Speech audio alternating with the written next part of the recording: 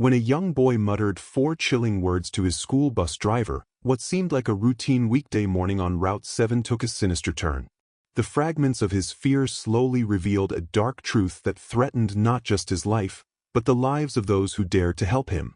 This is a story of betrayal, resilience, and the relentless fight for justice. Before we dive in, let us know where you're watching from, and if you believe the truth should always come to light, be sure to like and subscribe for more. Carla Simmons had been driving the same bus route for nearly 2 decades. Every twist and turn on Route 7 was as familiar to her as the lines on her palms. She thought she had seen it all: children with tear-streaked faces on the first day of school, rowdy teenagers constantly testing the limits, parents running late and waving frantically as the bus pulled away. But that particular Thursday morning carried with it an unsettling weight she could not ignore. The sky was gray, the air was thick, and a nagging intuition tugged at her thoughts. She kept glancing in the overhead mirror, noticing how her last passenger, a 12-year-old boy named Mason, sat unnervingly still. Mason had boarded the bus 2 weeks earlier, newly placed in foster care. He was quiet, which was not unusual for kids bouncing between homes. Carla had seen many shy faces come and go, but something about Mason's silence felt different. Each day, she saw him slide into a seat near the front, shoulders hunched. He never looked at his phone or rummaged through a backpack like other kids. He simply stared out the window with a subdued intensity that made Carla's maternal instincts hum in concern. That morning, the route had been uneventful. She dropped off other children at their stops, waved to crossing guards, and exchanged pleasantries with the usual parents. Still, there was a tension in the air that wouldn't let her settle. As the bus trundled toward the final cul-de-sac, the houses stood in eerie uniformity: identical lawns, identical mailboxes, and an uncanny silence. Carla took her foot off the accelerator, guiding the bus to the curb in front of Mason's new home. She waited for him to stand. He did not move. "Mason," she called softly, "this is your stop." He remained still, knuckles white as he gripped the seat in front of him. Carla saw fear in his eyes when they finally flickered up to meet hers in the overhead mirror. It was not the usual kind of nervousness she'd seen in children reluctant to face a tough test or a bullying situation. This was deeper, like something unspeakable had hollowed him out. Carla called his name again, more gently this time, and stepped into the aisle. Mason's breathing was shallow. He looked at her as if every noise in the world had vanished, leaving only the thunderous beat of his heart. When he finally spoke, his voice barely carried. "I can't go back," he whispered. 4 words. They lodged in Carla's mind like a splinter. She knelt beside him, noticing how his hands trembled. He did not elaborate. He just sat there, shoulders stiff, eyes darting to the window as though expecting someone or something to appear. Carla's thoughts raced. Could it be a problem at school? Some trouble with neighborhood kids? A strict foster parent but nothing truly sinister? Her instincts argued otherwise. "Mason," she said gently, "I'll help you. Can you tell me more?" He only repeated more quietly, "I can't go back." Carla felt her pulse quicken. She reached for the radio on her belt and requested that the school counselor, Mr. Lang, be ready when they returned to the bus lot. She let Mason sit in silence for the rest of the ride, figuring that pressing him too hard might cause him to clam up completely.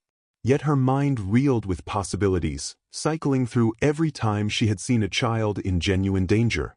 After nearly 2 decades driving a bus, Carla had become attuned to certain warning signs.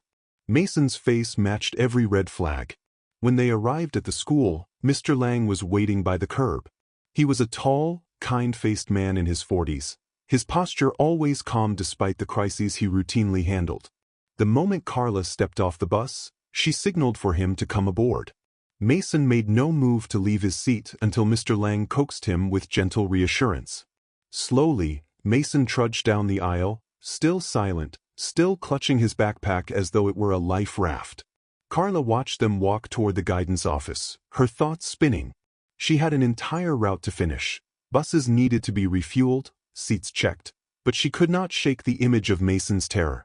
Eventually, she pulled the bus around to its designated spot, scribbling a note in her log to follow up on the matter. There was no doubt in her mind that something more lurked beneath this boy's quiet demeanor.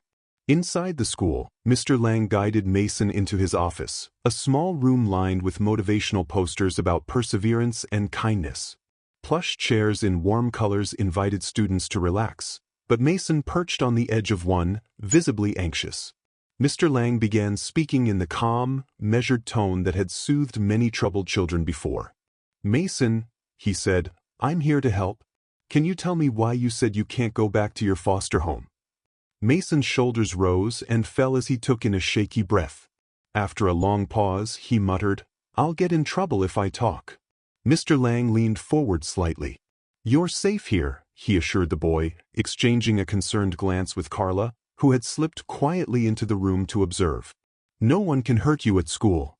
Mason just shook his head. "I can't go back," he repeated, voice trembling. It became clear that pressing him too hard might make him shut down completely. Mr. Lang decided to back off the direct questions. Instead, he asked Mason if he needed anything: food, water, a moment to breathe. Mason refused, remaining in a tense huddle. His file, which Mr. Lang quickly reviewed, showed 5 placements over 3 years, indicating a troubling pattern of instability.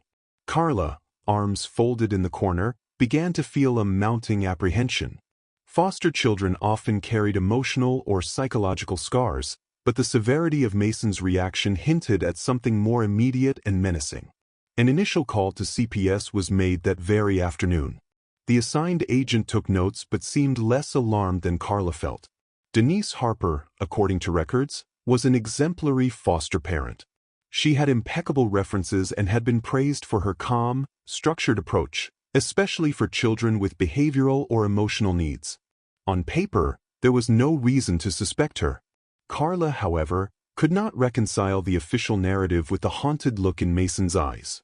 That night, she lay awake replaying every moment of the day, imagining a scenario in which a child's pleas for help went unanswered because the adults in charge were too complacent to look deeper. She had been in the system long enough to know that not all foster homes were as perfect as they appeared. Paper trails could be clean, references could be arranged, and sometimes those who sought to harm children were disturbingly adept at hiding their true intentions. Sleep finally claimed her in the early hours of the morning. She woke bleary-eyed, feeling as though she had not truly rested. Over the next few days, she attempted to check on Mason in little ways, offering him a friendly wave or a comforting smile when he boarded the bus. He rarely looked up, often sliding into his seat with a reluctant shuffle, as if dreading what waited for him after school. A few times, Carla noticed faint bruises on his wrists peeking from beneath his sleeves, but she couldn't be certain if they were fresh or old. Mr. Lang, too, was monitoring the boy. He reported that Mason refused to elaborate on his statement, only warning them that he would be punished if he spoke too much. The guidance counselor had seen many abused kids, but few so petrified that they would barely utter a word. Carla's gut told her to investigate further. Driven by a protective instinct she couldn't fully articulate, she began quietly asking questions around the district office, contacts she had made over nearly 2 decades of bus driving. Everyone she spoke to repeated the same. Denise Harper had always passed every inspection, background check, and reference call with flying colors. She was known for taking in kids nobody else would because of their behavioral or emotional challenges. Yet something about the polished facade set off alarms for Carla. She decided to do some digging on her own. One evening after work, she sat at her kitchen table with a cup of coffee growing cold by her elbow. She scoured whatever public records she could find online. Denise Harper had first acquired her foster license 5 years ago, had taken in more than a dozen children, and each had either been reunified with biological family or transferred to another foster placement. Carla found it odd that so many children apparently passed through so quickly, especially if Denise's home was supposedly so stable. A friend of Carla's who worked at the district office helped provide additional details under the table. Carla received a list of children previously in Denise's care. She began cross-referencing these names with any public information or social media traces she could find. Most leads came up empty. Some kids were too young to have digital footprints. A handful had partial matches that led nowhere. Yet 3 names stood out. Two supposedly had been reunified with relatives, but Carla discovered one relative had died before the date of reunification. Another had been incarcerated for years, leaving no caretaker available. The third child was listed as a runaway, but the circumstances were oddly vague. Carla's pulse spiked when she realized how many question marks hovered over these placements. She spent late nights pacing her living room, phone in hand, wondering if she should contact the authorities directly. But in her experience, authorities only moved when they had clear evidence. She worried about sounding like a busybody or an alarmist, especially when everything on record confirmed that Denise Harper was a model foster parent. Yet the image of Mason's fearful eyes haunted her. She could not remain silent. She reached out to a small circle of colleagues at the bus depot and a few teachers she trusted. Gradually, she pieced together small tidbits. One teacher recalled that a girl who had briefly been in Denise's care wrote disturbing short stories about being trapped in a basement. Another teacher remembered a boy who had once refused to go home, much like Mason, though the boy never claimed abuse outright. It was never enough to trigger a full investigation, just scattered concerns that never coalesced. Meanwhile, Mason began drawing in class. According to Mr. Lang, his pictures were never explicit. They were often of a dark room, a single bulb dangling from the ceiling, or shapes that resembled tally marks. When asked, Mason would shrug and say he was just doodling. Yet Mr. Lang observed how Mason grew anxious when any adult questioned these sketches. One day, Mr. Lang gently rolled up Mason's sleeve to reveal new bruises. The child tensed, yanking his arm away, eyes round with terror. He insisted it was nothing. Mr. Lang filed another report, but each time CPS visited Denise's home, they found no evidence of misconduct. In fact, Denise greeted them warmly, offered coffee, and calmly suggested that Mason was simply a troubled child prone to acting out and storytelling. Carla's frustration mounted. She understood the limitations of a single wellness check. Sometimes abusers were cunning and manipulative, appearing gentle and gracious to outsiders. After each visit, the CPS agent left satisfied with Denise's explanation. Carla did not fault the agent entirely. She blamed a system stretched thin. Overworked social workers rarely had the time to do more than surface-level checks unless there was a glaring emergency. And so the cycle continued, with Mason returning each day to the bus looking more withdrawn than before. On a Thursday afternoon, nearly a month after Mason's chilling plea, Carla found him huddled in the same seat on the bus, tears silently dripping onto the scuffed floor. She waited until the last child left. Then, calmly, she approached and crouched beside him, ignoring the angry stares of other drivers who needed her to move the bus for the next shift. "Mason," she said gently, "I promise I'm not going to let you be forgotten. Can you talk to me? I won't let them hurt you if I can help it." Mason's eyes lifted to meet hers. There was a flicker of desperation in them, as if he wanted to believe her but was too terrified to do so. He sighed shakily and looked away. His voice was hoarse from crying. "She locks me in this room," he said quietly, staring at his sneakers. "Sometimes it's the basement, sometimes it's this little closet. There's no light, and there's a camera. Uncle Craig comes over on weekends. He makes us stand and do things." Carla's hands went cold. She wanted to ask more, but Mason's eyes brimmed again with tears, and he clammed up. She gently urged him off the bus and immediately found Mr. Lang. Mason repeated a fraction of what he had just told Carla, enough that Mr. Lang paled, then called the local precinct. Detective Jamie Rhodes, who had experience with child welfare cases, was assigned. He arrived at the school discreetly, in plain clothes, to avoid alarming other students. Detective Rhodes was a lean man in his early 40s with salt and pepper hair.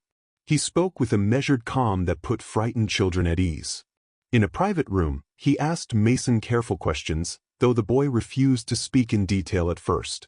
Rhodes noticed the bruises, the shadows under Mason's eyes, his reluctance to make eye contact. When Mason finally recounted the locked basement and the weekend visits from this mysterious Uncle Craig, Rhodes's expression hardened. He asked if Mason could recall the exact location of the basement or any details about the man. Mason merely gave him a hollow stare, as though speaking more might seal his fate. Rhodes also interviewed Carla, hearing of her midnight research into Denise's past placements and the anomalies in those records. Though respectful of her efforts, he cautioned that they needed more than speculation to build a case. He promised to do his own digging but also asked Carla to remain observant. Carla left that meeting feeling a small spark of hope. Finally, someone with the authority to act seemed to take the situation seriously.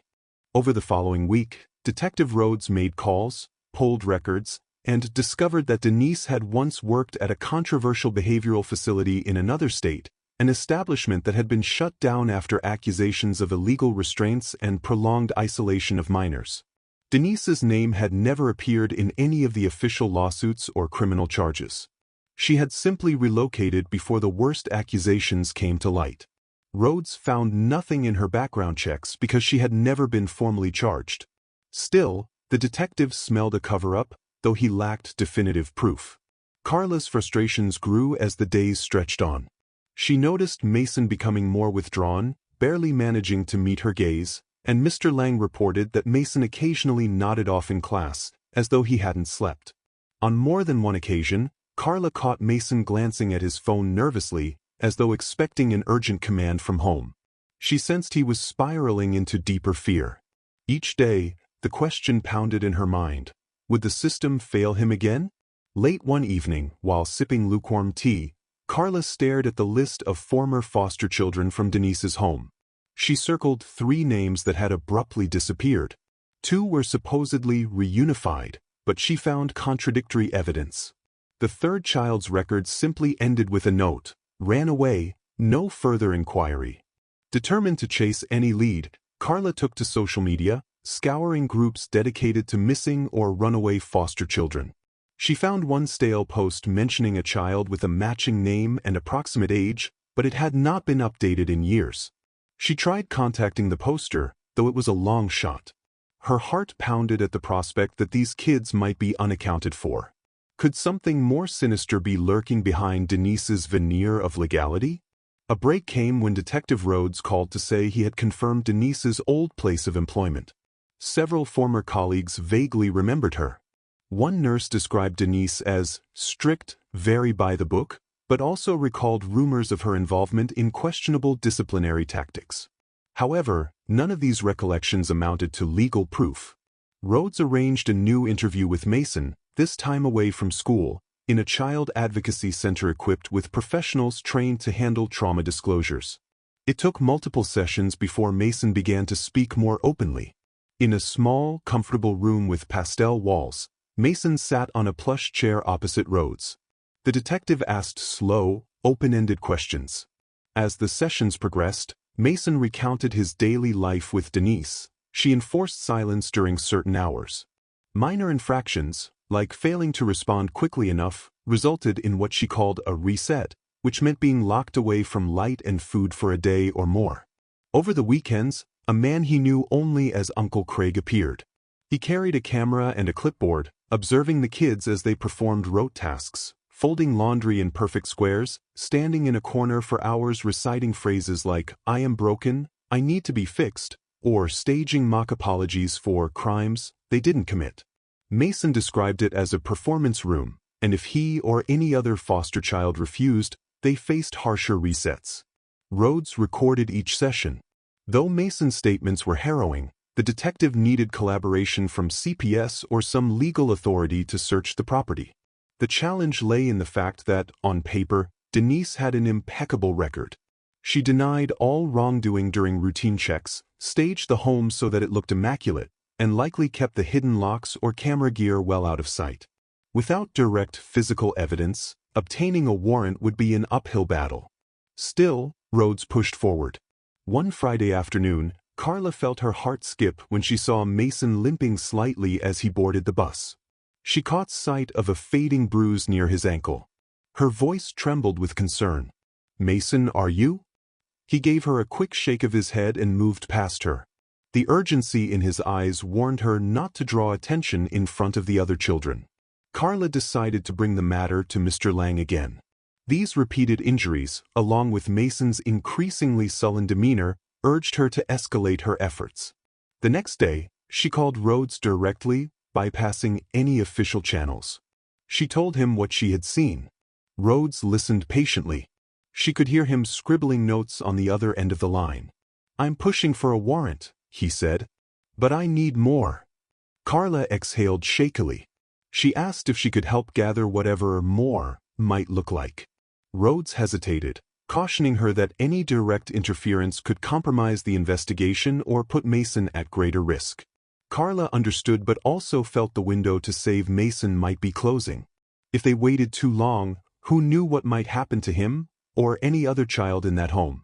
That weekend, Carla found herself perched in her car a short distance from the cul-de-sac, wrestling with her conscience. She had no legal standing to intrude on private property. Still, she wanted to see if she could glimpse any suspicious activity, perhaps a man arriving with a camera or a suspicious set of visitors. She parked inconspicuously and waited. The hours ticked by, each moment a test of her patience. Finally, late in the afternoon, she saw a dark sedan pull up. A man with a stocky build stepped out, carrying a small duffel bag. He glanced around before heading inside. Carla's stomach clenched. She imagined it had to be Uncle Craig. She snapped a few photos with her phone, capturing the license plate. It was not exactly legal for her to stalk the property, but she justified it as a moral obligation. After the man disappeared inside, Carla waited another hour but saw nothing else of note. With limited options, she drove off, her mind swirling. The next day, she forwarded the photos to Detective Rhodes. He confirmed the license plate belonged to one Craig Hanlon, a name that rang a bell in the records of the now-defunct behavioral facility Denise once worked for. This time, Rhodes felt he had enough puzzle pieces to present a coherent argument for a warrant. Repeated allegations from Mason, suspicious patterns in Denise's foster record, her documented association with a shuttered facility known for child abuse, plus a man linked to that facility who still engaged with her. Still, the wheels of justice moved slowly, entangled in bureaucratic caution. As days passed with no immediate action, Carla feared for Mason's well-being. Each morning, she scanned his face for new bruises or deeper trauma.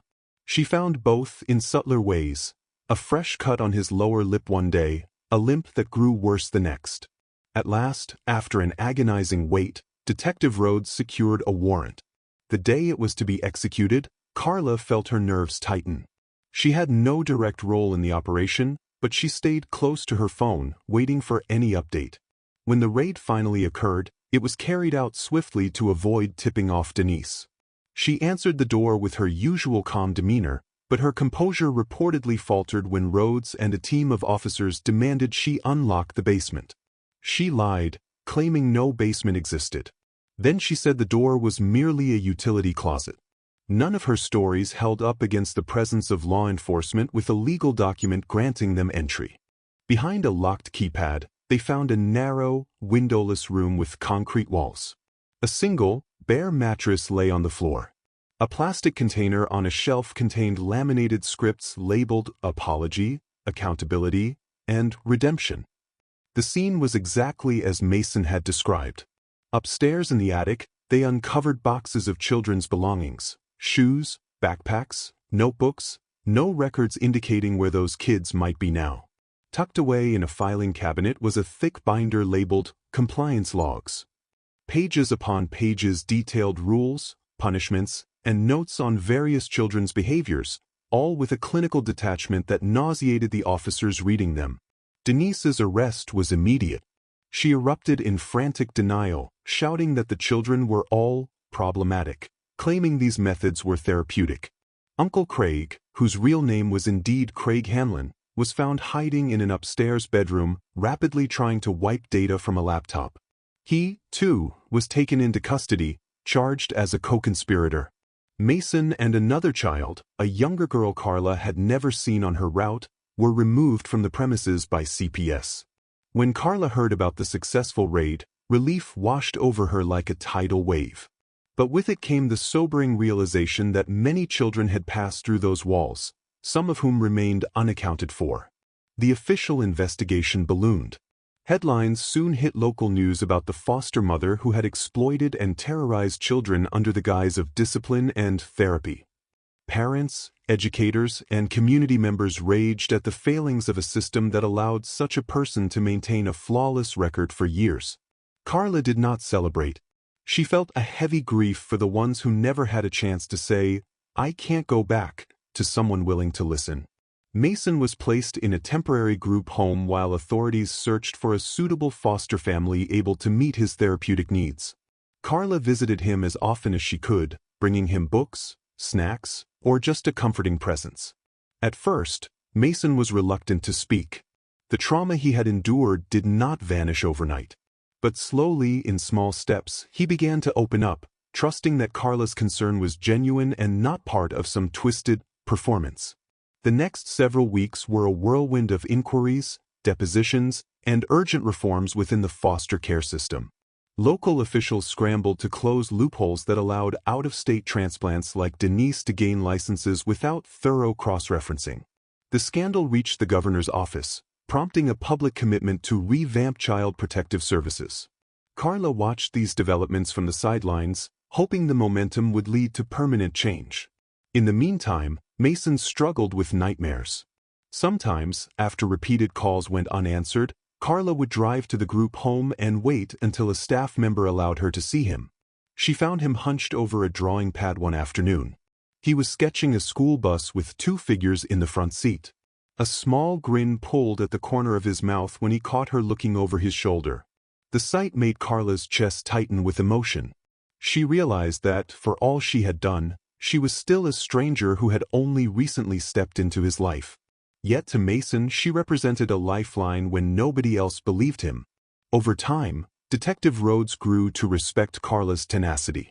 He confided that her initial hunch and unofficial investigation had been the catalyst for everything else. Without her determination, it might have taken months, if ever, to unearth the horrors lurking behind Denise's tidy facade. Rhodes continued his deeper dive into the missing children's files, aided by newly assigned investigators. They discovered that some kids had indeed been moved elsewhere or reunited legitimately, but several names slipped through the cracks. No one knew if these children had run away, been shuffled to other states, or suffered even worse fates. One afternoon, Carla sat down with Mr. Lang to discuss a plan to help Mason reintegrate into a new foster home. They decided to coordinate frequent check-ins, ensuring that any adult who took him in would know that the school remained vigilant. Mason's well-being would not vanish into another sea of paperwork. It was not a perfect solution, there were never enough resources or enough staff, but it was something. As the local media frenzy died down, Carla remained profoundly aware that Mason's story was only one among many.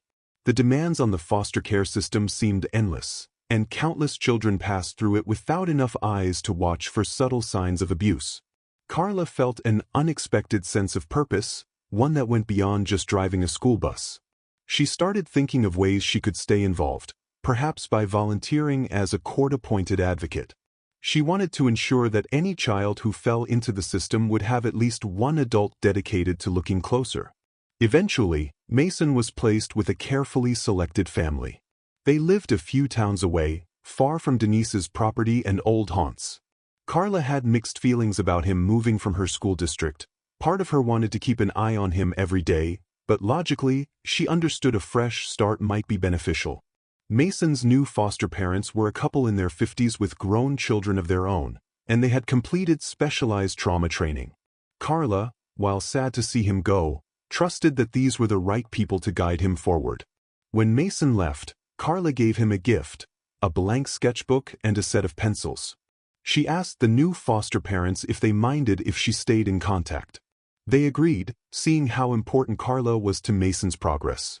In the weeks that followed, Mason occasionally texted her pictures of his drawings, usually landscapes, animals, or sometimes a bus in the distance. Each text felt like an affirmation that he was rebuilding himself bit by bit. Life on Route 7 returned to a semblance of normalcy, at least in the external sense. Carla still picked up and dropped off children day after day. The cul-de-sac where Mason once lived remained eerily quiet. Occasionally, Carla glanced at the window of the townhouse where Denise had reigned, half expecting to see a curtain twitch. No new occupant had moved in yet, and the mailbox often overflowed with flyers. Every time Carla's bus rolled past, a wave of unease struck her. She wished she could have known sooner, stepped in earlier.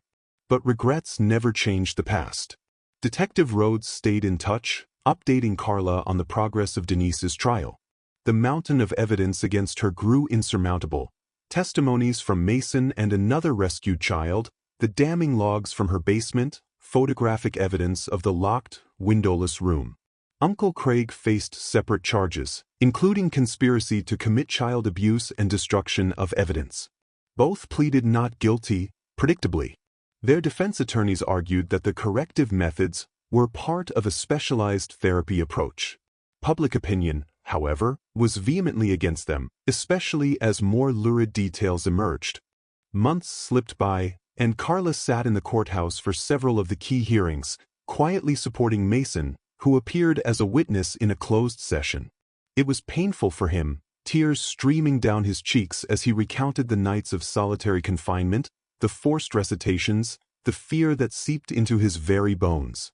Carla wanted to rush to him, hold him in her arms, and tell him it was over now.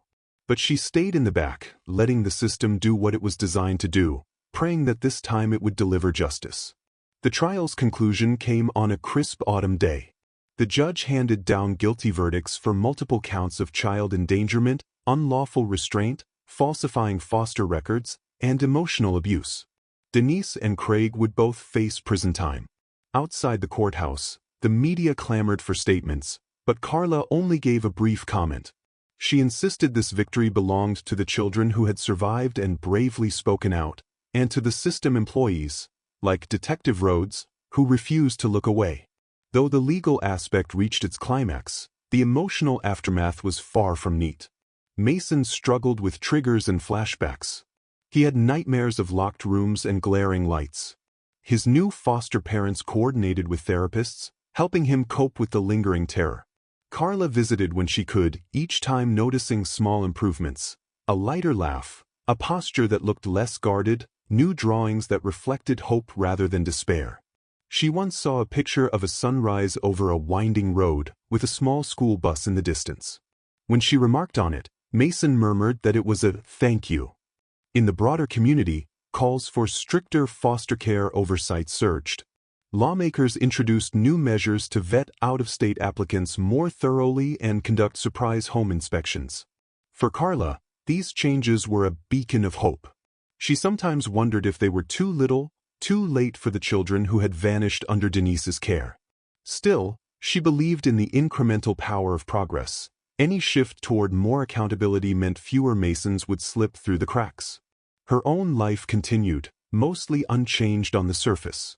Each weekday morning, she woke at dawn, donned her bus driver's uniform, and embarked on Route 7. She still knew every bump and curve, could time each stop to the minute. But she carried a new perspective, a heightened awareness that behind any child's silence could lurk unimaginable pain. She watched each face more carefully, listened more intently to hesitant words, and never let her instincts be dismissed by a pristine file or a well-rehearsed lie.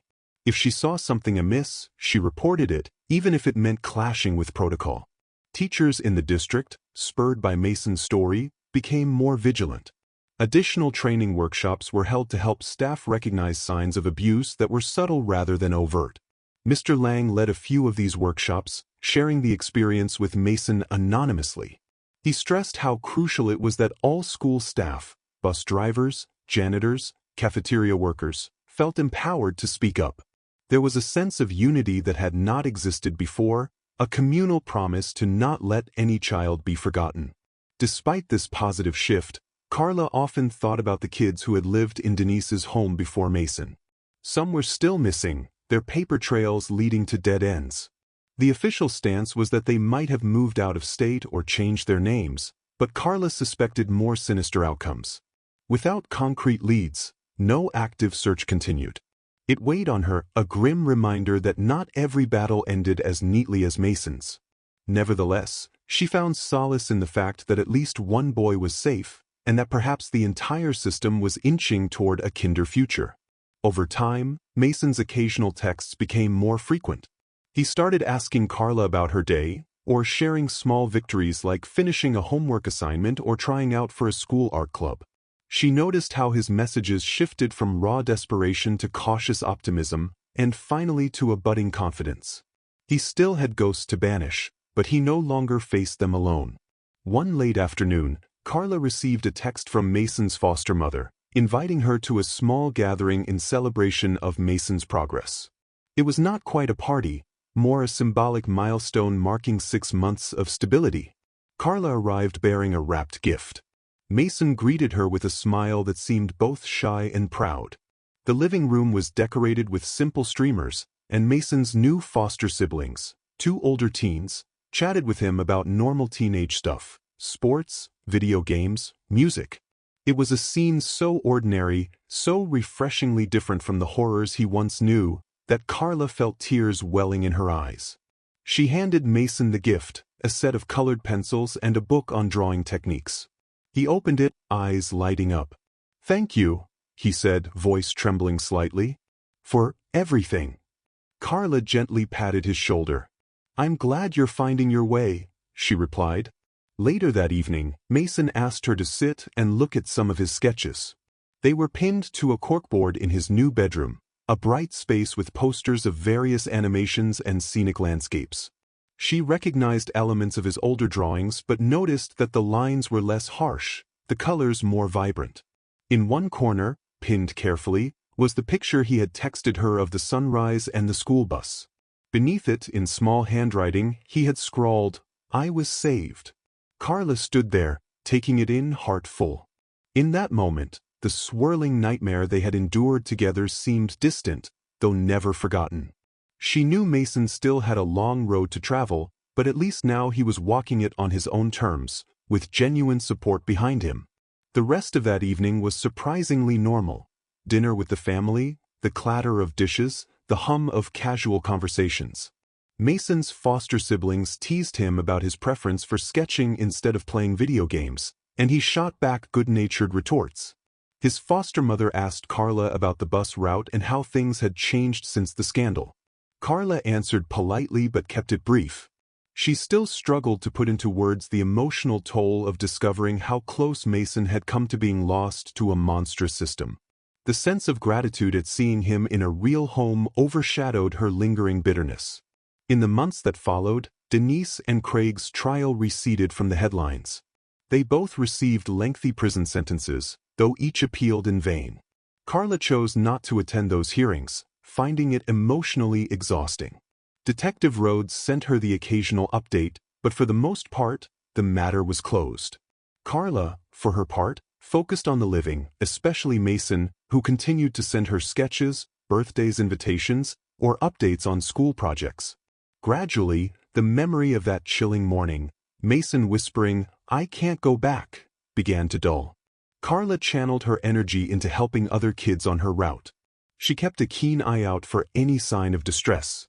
Some were dealing with bullies, others with family financial struggles, but none showed that haunting terror Mason once exhibited.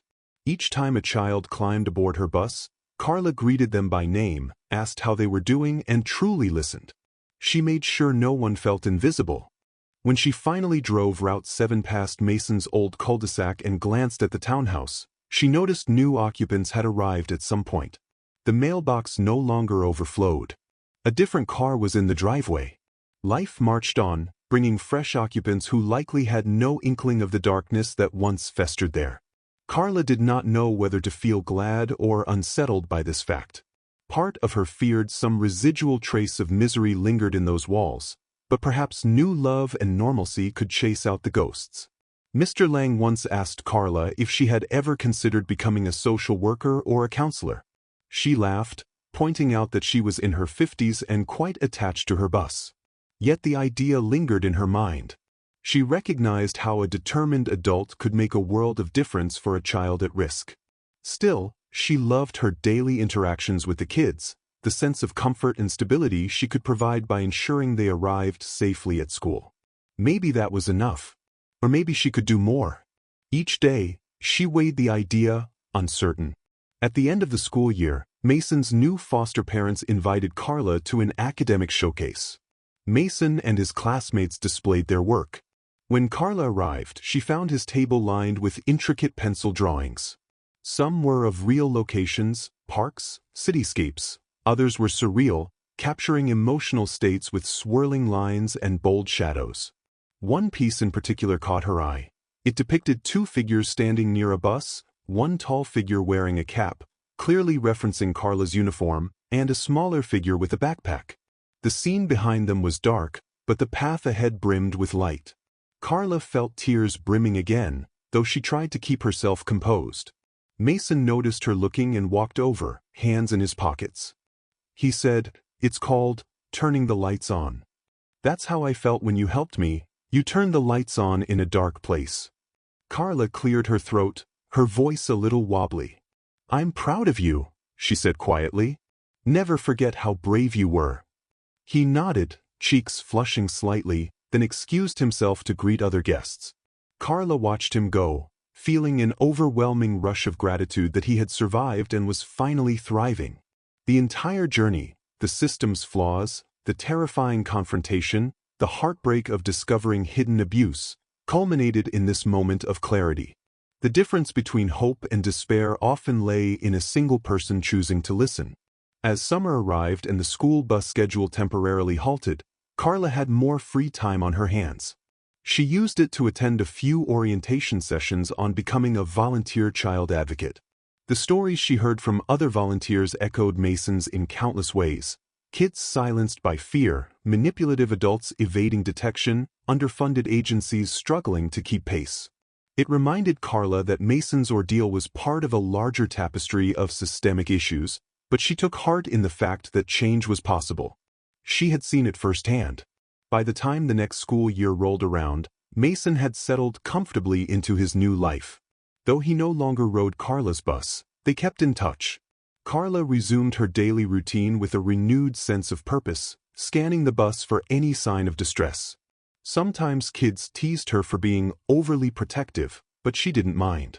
She'd rather be laughed at for being cautious than overlook a cry for help.